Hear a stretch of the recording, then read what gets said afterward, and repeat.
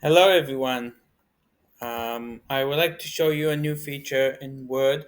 So in addition to the dictation that I can dictate a prompt, I could use Speak with Copilot. So let's try it. I'll click on it. Hello Copilot. Hi, Emmy. What can I help you with today? I'm here to assist you with any information or insights you need from your Word document.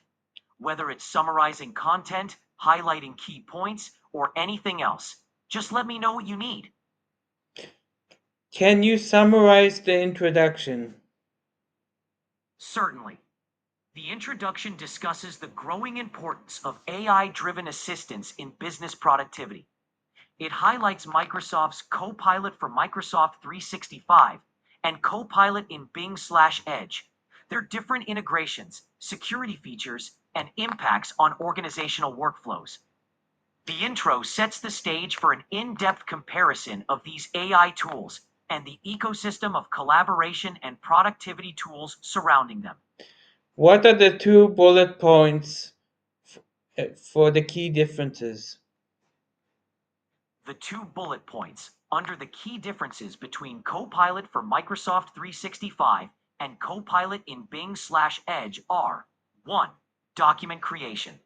Copilot for Microsoft 365 is deeply integrated with Word, allowing users to create, edit, summarize, and format documents with an organizational context focus.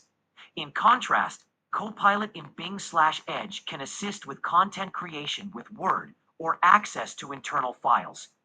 2. Data analysis. In Excel, Can you Copilot for stop? Microsoft. Can you stop and tell me the conclusion in one sentence? The conclusion emphasizes that the choice between Copilot for Microsoft 365 and Copilot in Bing/Edge depends on an organization's security, integration, and compliance needs. Thank you very much.